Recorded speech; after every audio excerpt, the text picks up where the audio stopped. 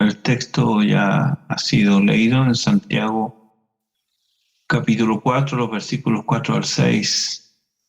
Y el título de este sermón es ¿Amigos de quién?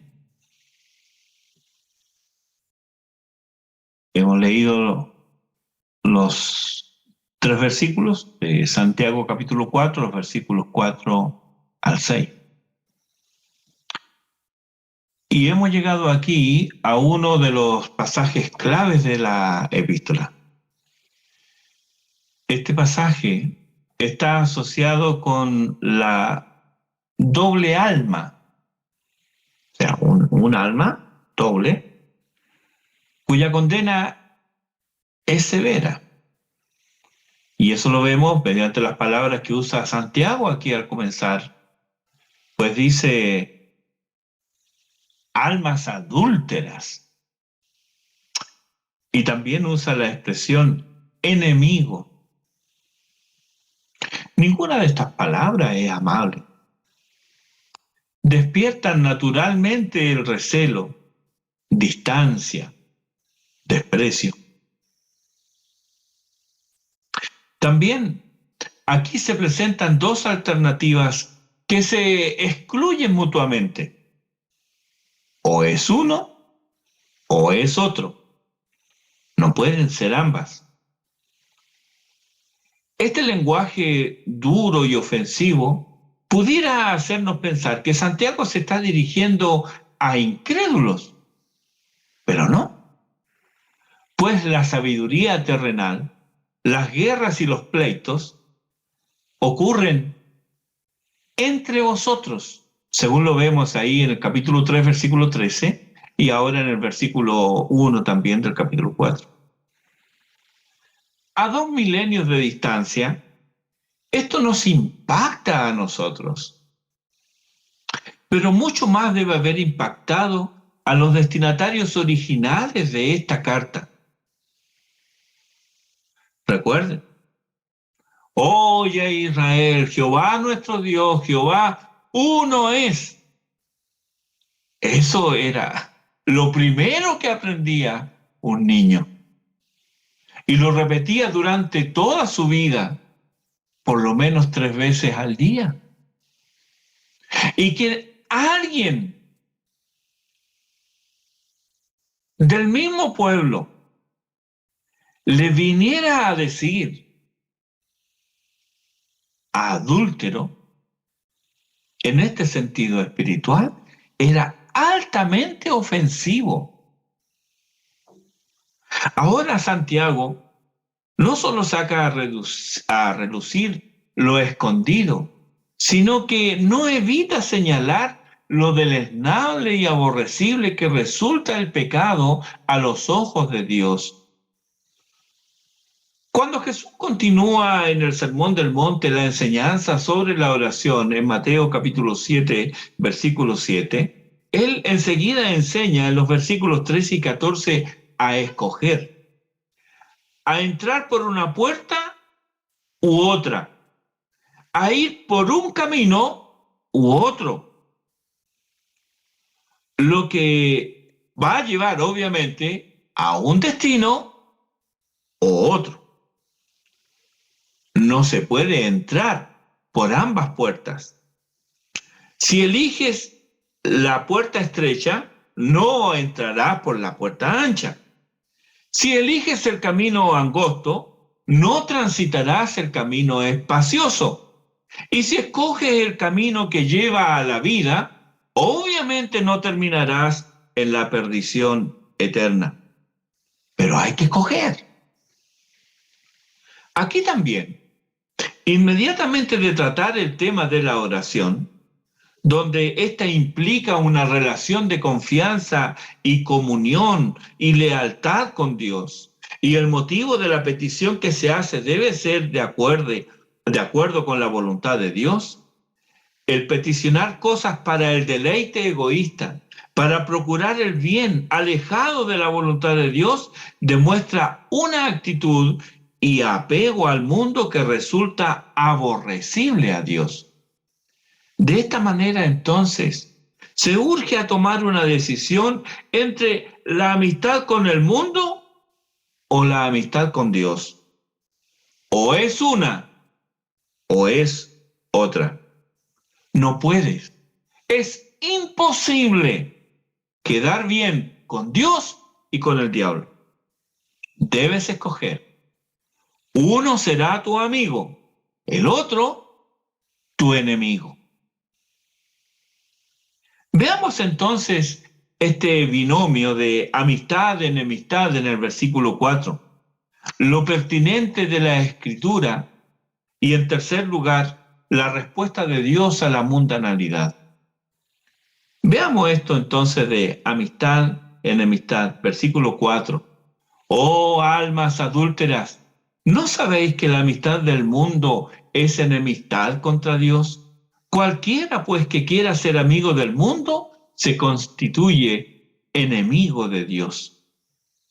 Por supuesto, la frase oh almas adúlteras debe entenderse en los mismos términos que entendimos matáis en el versículo 2. No es algo literal, pero tampoco quiere decir algo sin importancia. Pensemos que tanto matar como su significado en el texto es lo que el hombre le hace al hombre.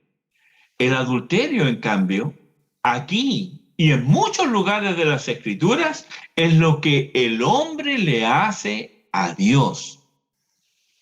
El simbolismo es patente y es el lenguaje frecuente de los profetas cuando hablan y representan la infidelidad del pueblo de Dios como la esposa de Jehová.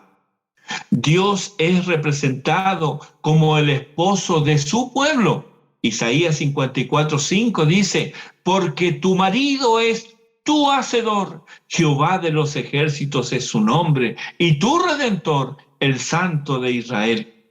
Jeremías capítulo 3 versículo 14, convertíos, hijos rebeldes, dice Jehová, porque yo soy vuestro esposo.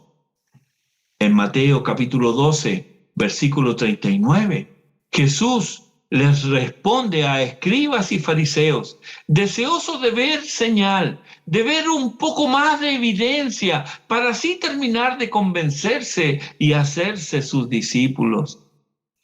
¿Era sincera su petición? Ellos habían cerrado sus ojos a los muchos actos maravillosos que Jesús ya había efectuado. No les bastó que Jesús hubiera sanado enfermos, limpiado leprosos, expulsado demonios y resucitado muertos. No, aún no estaban convencidos. Querían más pruebas, pero ellos no querían ser convencidos. ¿Por qué? Porque amaban más el mundo. Juan capítulo 12, versículo 43 dice, porque amaban más la gloria de los hombres que la gloria de Dios. Eso es incredulidad. A estos hombres Jesús les llama generación mala y adúltera. Es maldad.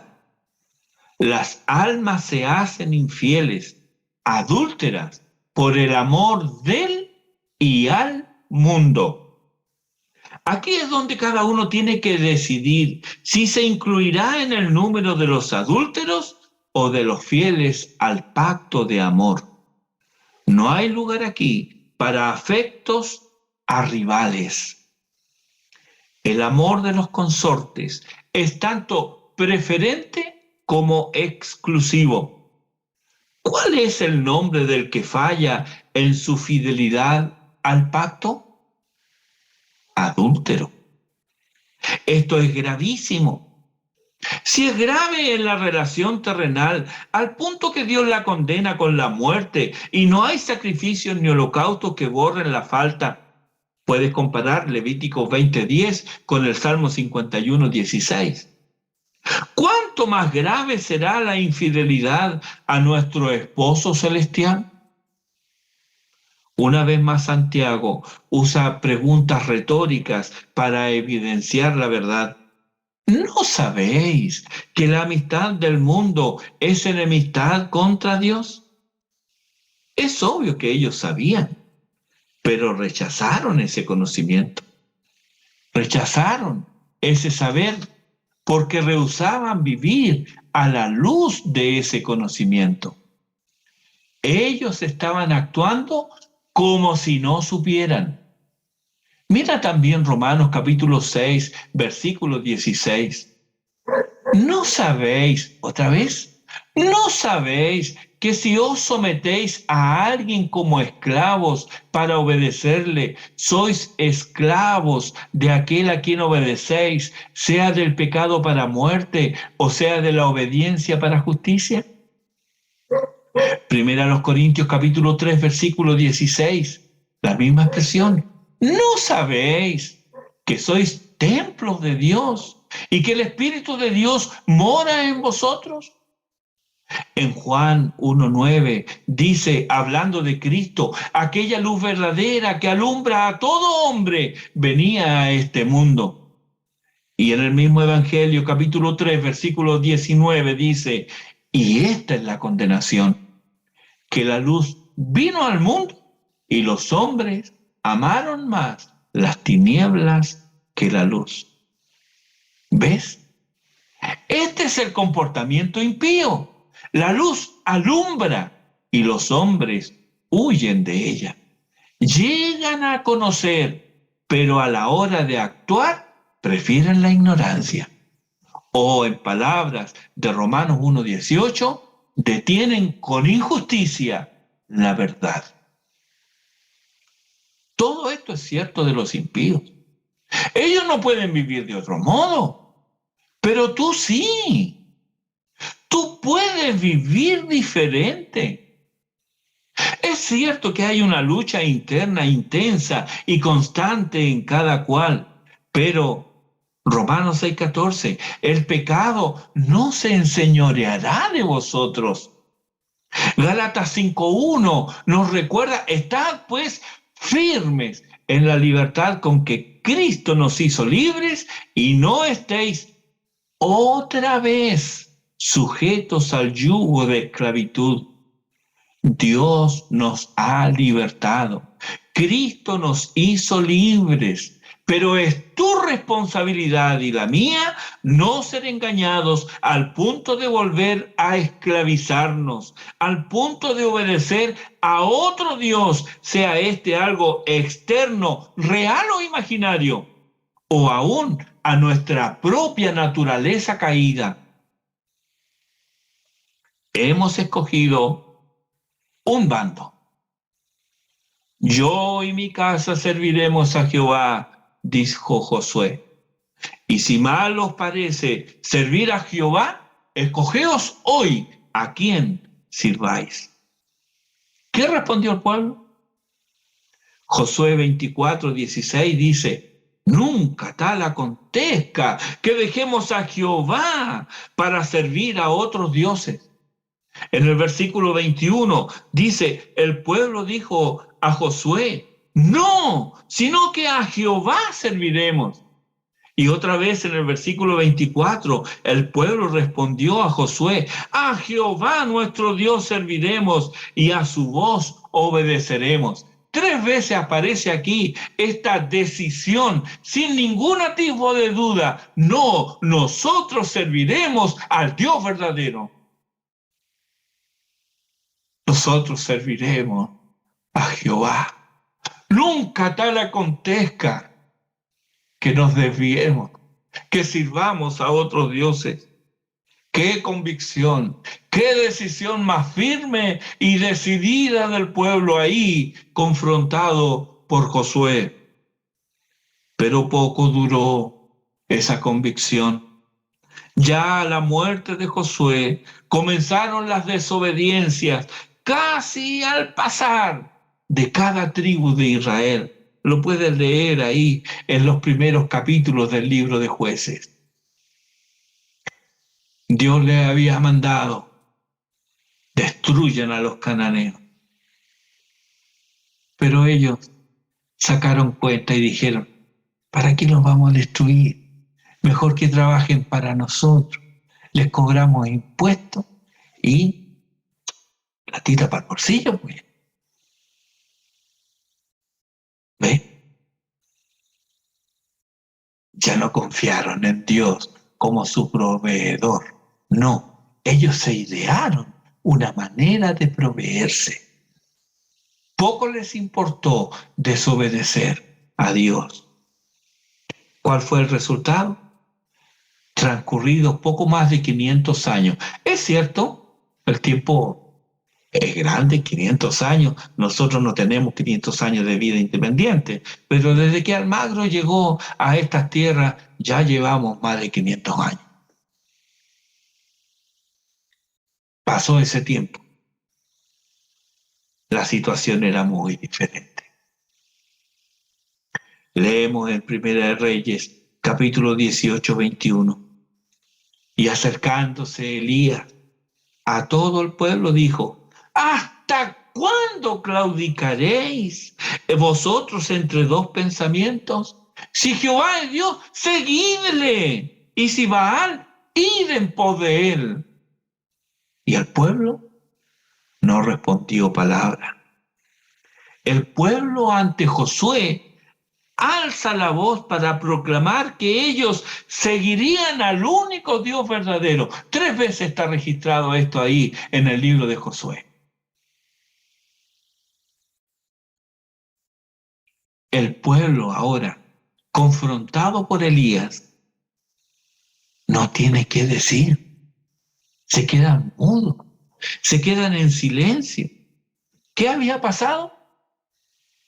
Ya no sabían quién era el Dios verdadero. Eran como ese farsante que en son de disculpa decía amar a su esposa y también a su amante. Ellos le habían dado cabida en sus corazones a otro Dios. No fue de un día para otro, fue poco a poco. Fue ceder algo aquí y otro poquito allá, para hallarse finalmente en otro camino. Y este nuevo camino comienza tan parecido al anterior que invita a transitar en él. Esto es el engaño. Pero a poco andar, ya notamos algunas cosas desagradables. Pero, ¿para qué nos vamos a fijar en ellas? Mejor pongamos la atención, destaquemos lo bueno que encontramos en este nuevo camino que hemos elegido, si se parece tanto. Y así vamos alejándonos más y más del camino principal hasta que lo olvidamos por completo. Y este nuevo camino que nosotros hemos elegido, que hemos transitado tanto tiempo, es nuestro camino ahora. Proverbios capítulo 14, versículo 12 dice: hay camino que al hombre le parece derecho, pero su fin es camino de muerte. Y por si se te pasó, vuelve a aparecer lo mismo en el capítulo 16, versículo 25. Pero claro, si no lees Proverbios, ni te enteras.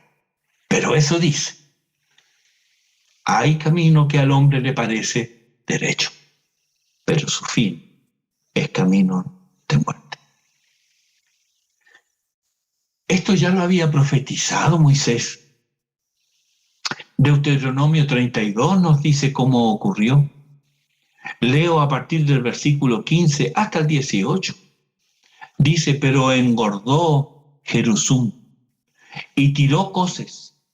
Engordaste, te cubriste de grasa. Entonces abandonó al Dios que lo hizo y menospreció la roca de su salvación. Le despertaron a celos con los dioses ajenos. Lo provocaron a ira con abominaciones. Sacrificaron a los demonios y no a Dios, a dioses que no habían conocido, a nuevos dioses venidos de cerca que no habían tenido vuestros padres. De la roca que te creó te olvidaste, te has olvidado de Dios, tu Creador. Aquí vemos que el desvío se dio no en la necesidad, sino en la abundancia. Deuteronomio capítulo 8, a partir del versículo 11 dice, cuídate de no olvidarte de Jehová tu Dios. Y luego de gozar de la bendición de Dios descrito en los versículos 12 al 13, vuelve a decir, y se enorgullezca tu corazón. Únalo con el 8, dice, cuídate de no olvidarte de Jehová tu Dios. Y se enorgullezca tu corazón y te olvides de Jehová tu Dios, que te sacó de tierra de Egipto, de casa de servidumbre. ¿Usted recuerda esa frase? Es el prefacio de los 10 mandamientos. Yo soy Jehová tu Dios, que te saqué de la tierra de Egipto, de casa de servidumbre. Y el texto dice que el orgullo te hace olvidar. Y llegas a decir y creer neciamente lo que dice el versículo 17. Y digas en tu corazón, mi poder y la fuerza de mi mano me han traído esta riqueza. Nota, hermano, cómo la soberbia aparece después, pero gana terreno hasta ser predominante. Soberbia, orgullo, abundancia. Y finalmente todo esto desemboca en falta de misericordia. Esa es la escala descendente que encontramos en Ezequiel capítulo 16, versículo 49. ¿Ocurre esto de un día para otro? No. Sucede poco a poco. Si le sucedió a los israelitas, objeto de las misericordias, portentos y maravillas terribles que Dios ejecutó entre ellos y a su favor, ¿no veremos libres nosotros de caer en este mal? ¿Es que no tenemos problemas con la idolatría en nuestros corazones? Oh, almas adúlteras, ¿no sabéis que la amistad del mundo es enemistad contra Dios? Lo sabes, ¿verdad? ¿Por qué entonces, sabiéndolo, caemos en actos idolátricos? ¿Qué? ¿Idólatra yo? Sí, idólatra.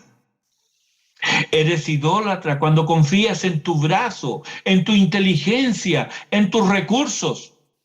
Eres idólatra cuando te asignas importancia a cómo te ven, a lo que dicen de ti. Eres idólatra cuando te quejas porque no recibes la atención que crees merecer. En estas situaciones, Dios no es lo máximo para ti, tú eres lo máximo. Así Cristo no ocupa el trono de tu corazón, pues tu yo es el que gobierna o cree gobernar. Esto es mundano. Esto revela la amistad que mantienes con el mundo. La palabra amistad aquí en el texto significa afecto que implica conformidad con los principios y propósitos del amigo en cuestión, en este caso, del mundo. Nota, conformidad con los principios y propósitos del mundo. Aquí han llegado al punto que estando en el mundo tienen mente mundana.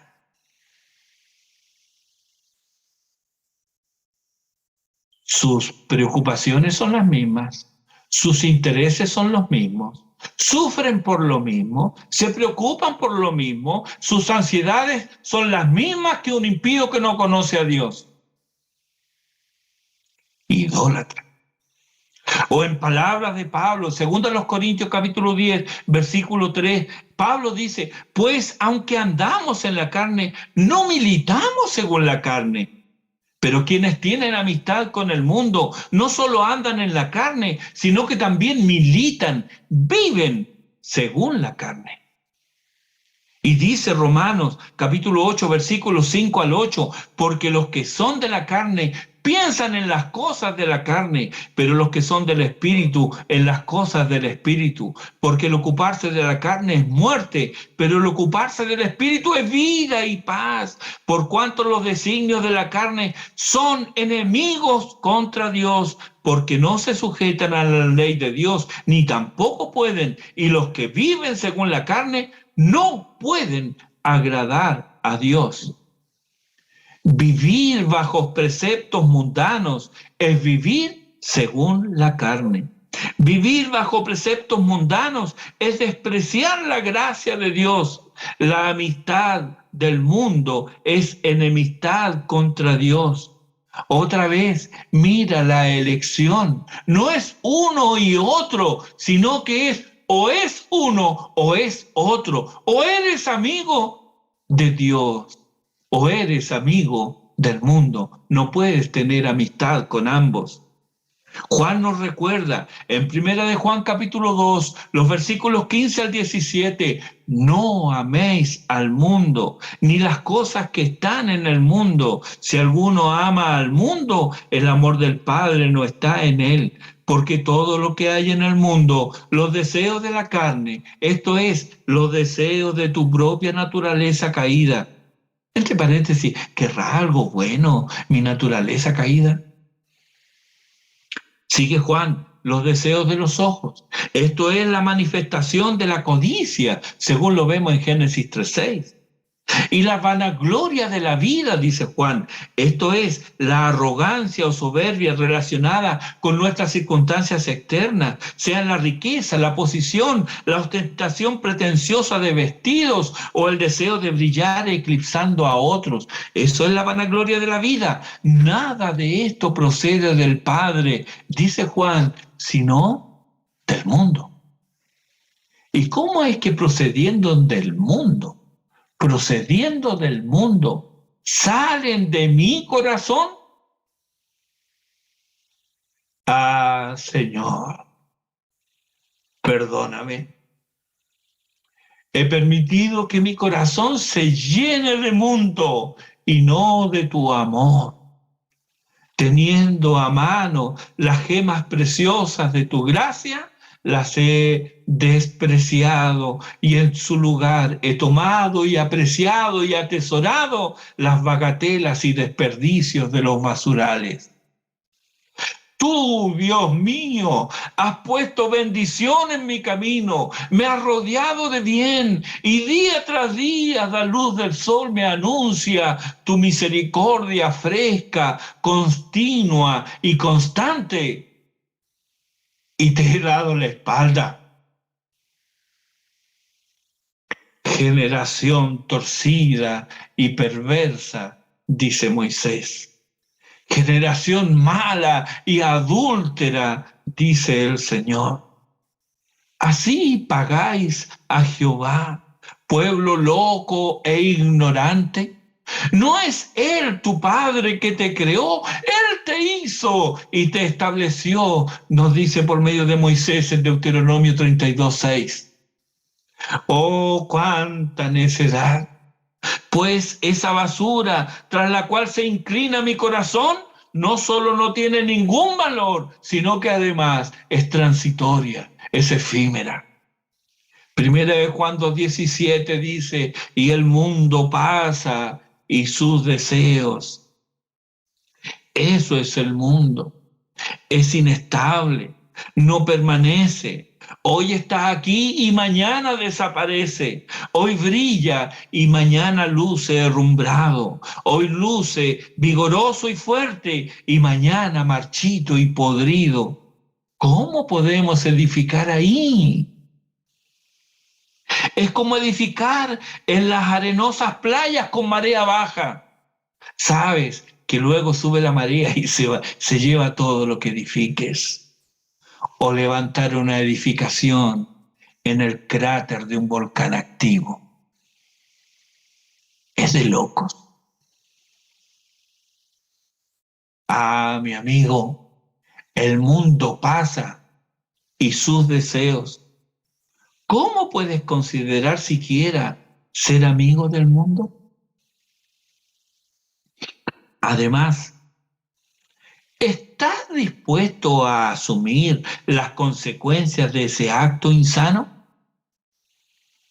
¿Qué cuál? Pues dice Santiago que quien tiene relación de amistad con el mundo, por ese hecho, dice él, se constituye enemigo de Dios. Enemigo de Dios. ¿No te aterra? ¿No te provoca pavor oponerte al Dios omnipotente? El que es amigo de Dios, aunque se perciba solo y el mundo con su hostilidad haga nata alrededor de él, siempre puede hallar consuelo en aquel que dijo, no te dejaré ni te desampararé. Para Él es la promesa, con Él estaré yo en la angustia. Y aunque un ejército acampe contra Él, no temerá su corazón. Aunque contra Él se levante guerra, Él está confiado en su Dios, pues ninguno de cuantos en Él, en Dios confían, jamás serán avergonzados. Pero ¿qué decir del que ha elegido el bando opuesto? ¿Qué decir de aquel que se constituye en enemigo de Dios? Oh, Dios tenga misericordia. Hebreos 10:31. Horrenda cosa es caer en manos del Dios vivo. Hebreos 12:29. Porque nuestro Dios es fuego consumidor. Salmo 11:6. Sobre los malos hará llover calamidades. Fuego, azufre y viento abrasador será la porción del cáliz de ellos. Salmo 7:11, Dios es juez justo y Dios está airado contra el impío todos los días. ¿Estás preparado para soportar la ira que el Señor derramará sobre todos sus enemigos? En los capítulos 9 y 10 de Isaías, luego de graficar la ira del Señor que vendría sobre Israel, en 4 oportunidades el profeta dice, ni con todo esto ha cesado su furor, sino que todavía su mano está extendida. Es como si nos dijeran, miren, esto terrible que viene sobre ustedes no es ni la sombra de lo que va a venir realmente. No. Tú no quieres llegar a ese día. Tú no quieres experimentar la ira del Señor, pero no hay otro camino ni escapatoria si has escogido la amistad con el mundo. Escuchemos ahora la voz de Dios mientras clamamos por gracia y misericordia. Isaías capítulo 1, versículos 4 al 6. Oh gente pecadora, pueblo cargado de maldad, generación de malignos, hijos depravados, dejaron a Jehová, provocaron a ira al Santo de Israel, se volvieron atrás. ¿Por qué querréis ser castigados aún? ¿Todavía os rebelaréis? Toda cabeza está enferma y todo corazón doliente. Desde la planta del pie hasta la cabeza no hay en él cosa sana, sino herida, hinchazón y podrida llaga. No están curadas, ni vendadas, ni suavizadas con aceite. ¿Qué haremos entonces? Isaías 1, 16 al 18. Lavaos y limpiaos. Quitad la iniquidad de vuestras obras de delante de mis ojos. Dejad de hacer lo malo. Aprended a hacer el bien. Buscad el juicio. Restituid al agraviado. Haced justicia al huérfano. Amparad a la viuda. Venid luego, dice Jehová, y estemos a cuenta. Si vuestros pecados fueren como la grana, como la nieve serán emblanquecidos. Si fueren rojos como el carmesí, vendrán a ser como blanca lana. ¿Recuerdas el pueblo de Israel ante Elías? Ellos se habían apartado del Dios verdadero al punto que ya no lo reconocían. Elías, antes de hacer el sacrificio, dice en 1 Reyes 18:30, arregló el altar de Jehová que estaba arruinado.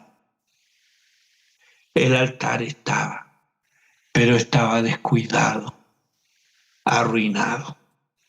Elías, antes de hacer el holocausto, arregló el altar de Jehová.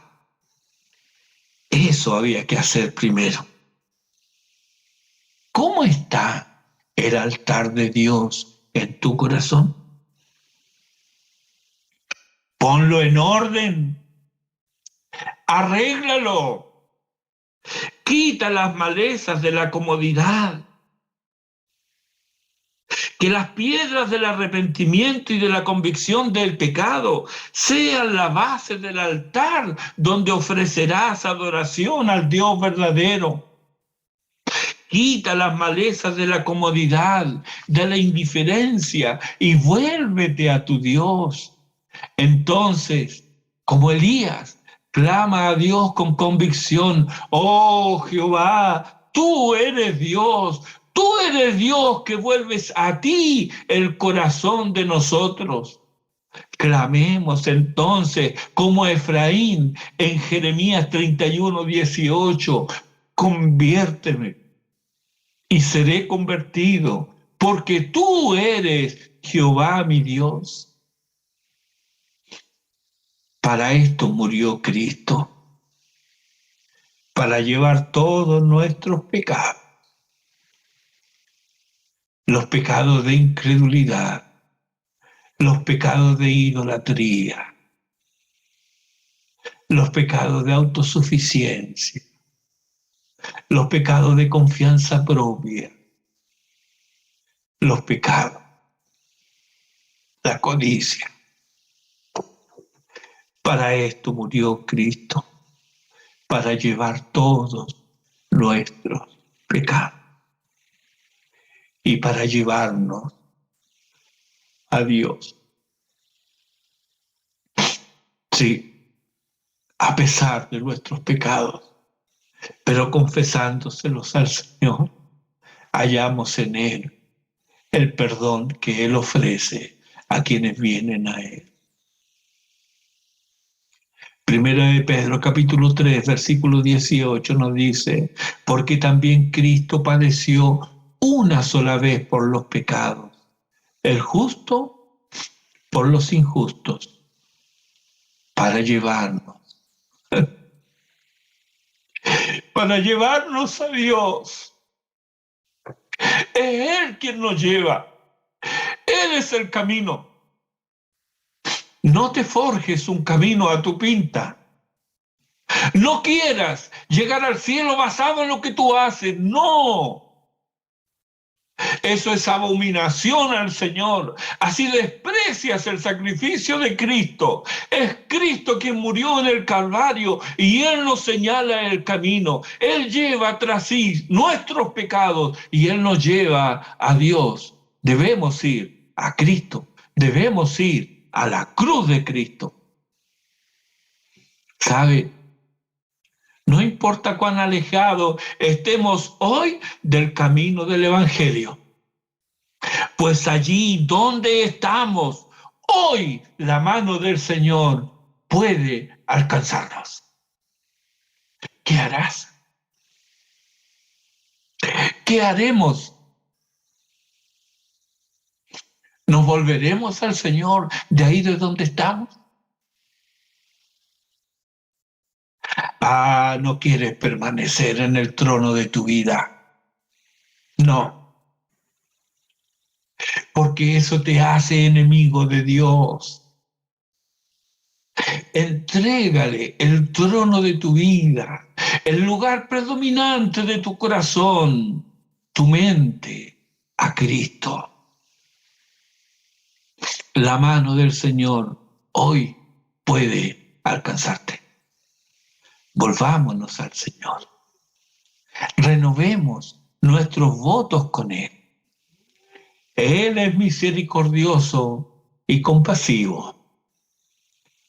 Y él, como el siervo de Jehová, no quebrará la caña cascada. Nota, no somos árboles firmes, no somos robles, ni siquiera somos una caña enjuta. No, somos cañas quebradas. Pero él no terminará por romperla. No, él no apagará el pábilo que humee. Tal vez haya muy poca fe. Y nuestras obras están siempre manchadas con nuestro pecado, que producen un humo y un olor nauseabundo. Pero Él no lo desprecia, Él no lo apagará, sino que Él encenderá la llama que Él un día encendió en tu corazón. Porque poderoso es Dios para continuar la obra y perfeccionarla hasta el día de su venida. De eso podemos estar seguros. Él no abandona a los suyos. Pero en nuestra debilidad, aunque nuestra fe sea débil, pongámosla en las manos del Señor. Vamos a Él. Y aunque seamos el último de sus amigos, pero es mi amigo. Es mi amigo. Y Él da su vida por sus amigos. Es mi amigo. No quiero otro. Y como el salmista ya en el Salmo 73, él podía decir, él conocía esto, y él podía decir, ¿a quién tengo yo en los cielos sino a ti? Y fuera de ti, nada deseo en la tierra.